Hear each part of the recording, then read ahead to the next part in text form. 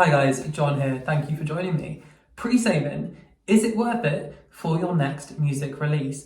I'm going to talk briefly about what is a pre-save, and then I'm going to talk about whether I think it's worth it. And the reason I'm doing this video is because I'm currently deep in a pre-save campaign, which I've never done before. I've never been pushing for pre-saves like I have for my new song, Dreamy Boy, which comes out this Friday, which you can help me pre-save if you really want to, because it's a nightmare trying to get pre-saves.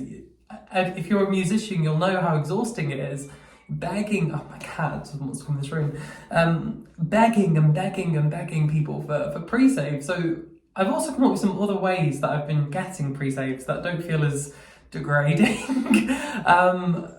but you'll know what it's like, so please help me out.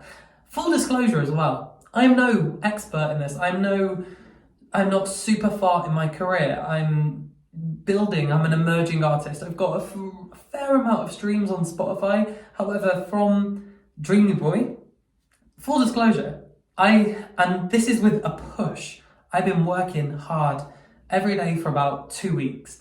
I've got about 120 pre-saves. Full disclosure, that's it. And that's Apple Music, Spotify, and Deezer. And I'll talk a little bit about how each three of those are different and they're going to do different things for you. But that's what I've got. And this might be a similar number to what you're reaching for. I'm reaching for 250. I've only got 3 days. I don't know if I'm going to do that. I think it's going to end up more 150. If I got 175, 200, that'd be amazing. So again, pre-save please. It takes 2 seconds.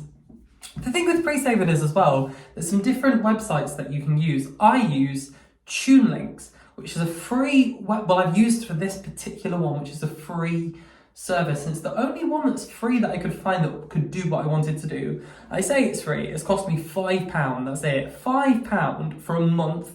And that gives this feature, which is called a hyperfollow, which I'll talk a little bit more about later, but it means that whoever pre-saves also will follow me on release date, which was a big push. DistroKid, if you're using that as your distributor, which I unfortunately am not, I kind of wish I was, they have a really simple process to do it where it says, click on the link, you share your email, done. With Tunelinx, but also a few other ones that I've seen, I think Linkfire feature, loads of different ones.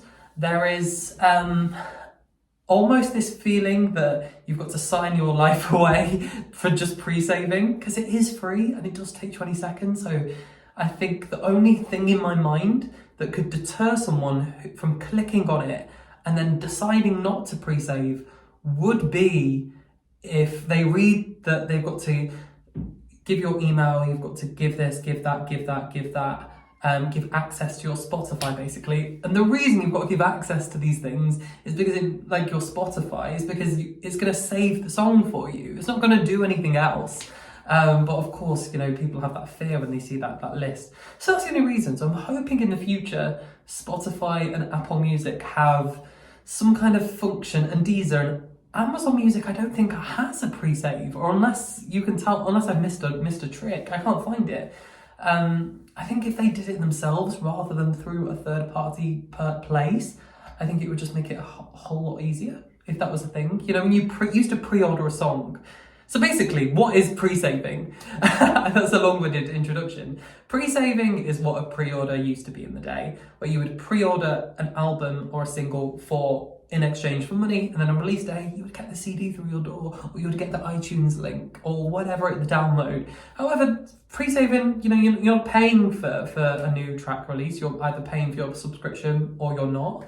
So what it's going to do instead, if you're using Spotify, it's going to save it. And if you've got this brilliant feature, which DistroKid and others have, of following, your listener is going to follow you as well. I'll talk a little bit later about why that's so brilliant and important as well.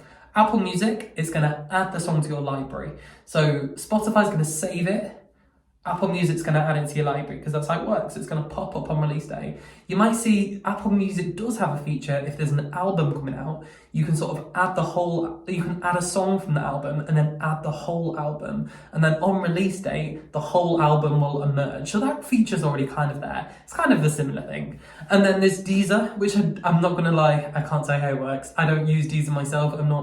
I find Deezer and Apple Music and Amazon Music, I said before, I find they're, for artists, very user-friendly. I find Spotify for artists so user-friendly, and I find that others really hard to navigate around a little bit. It took me a long time to figure just some basic stuff out recently. I think it was with Amazon Music, and then it took them ages to reply.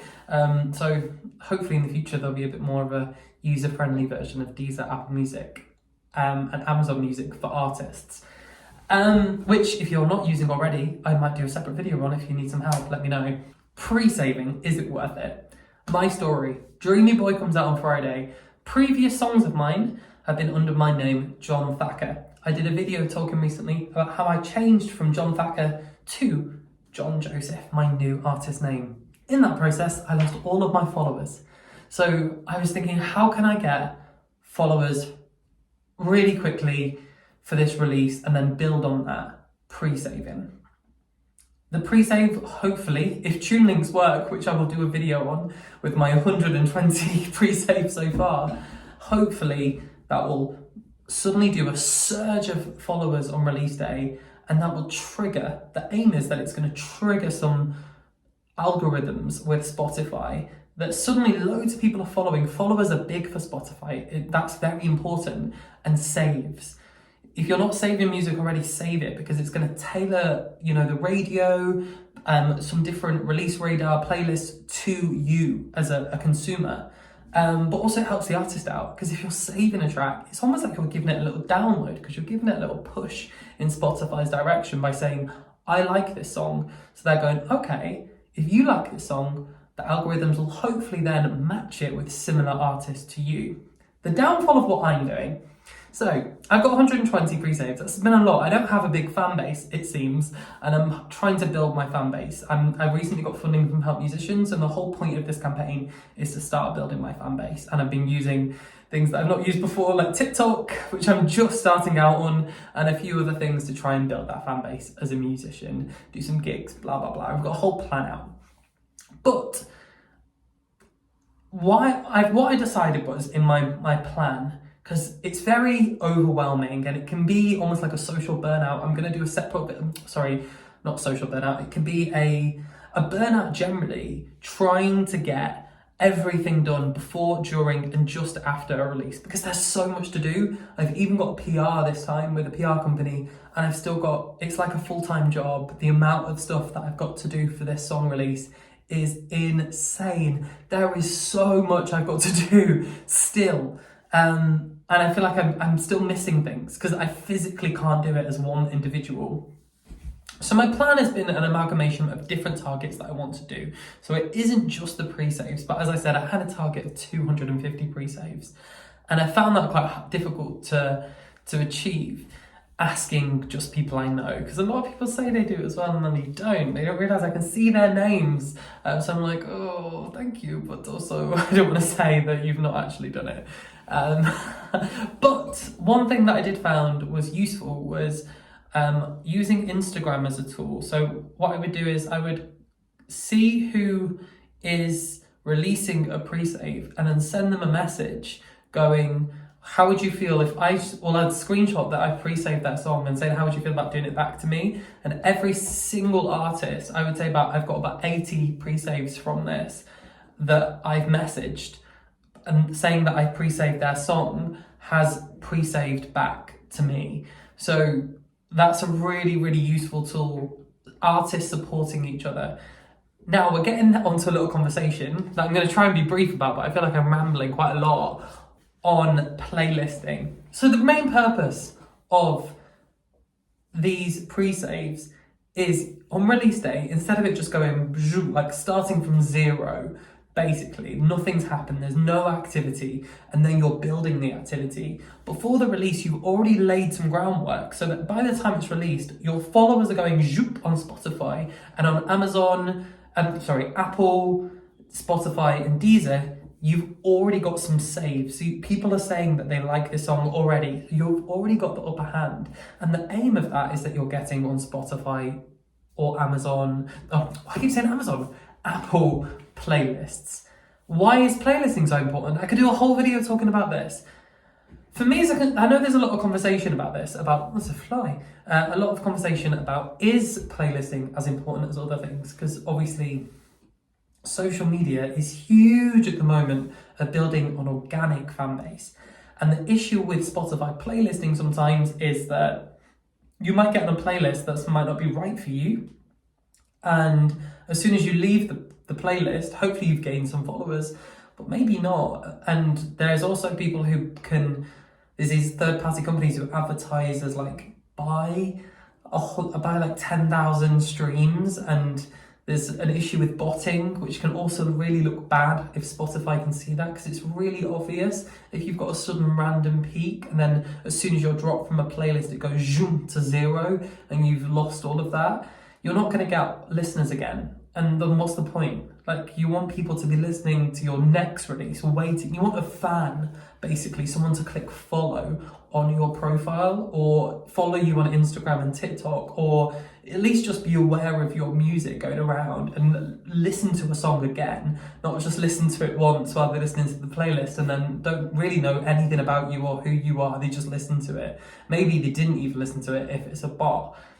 That's a little bit of an issue with what I have been doing. And it's something that I did want to flag as something that I probably won't do as much with future releases, because I'm pre-saving with other artists, doing a pre-save for pre-save, but that's not, like, hopefully some of them will listen. I've said I'll listen to their tracks, and I've been trying to listen to the ones that have come out, and some of them have even like sent me a little email to say it's come out.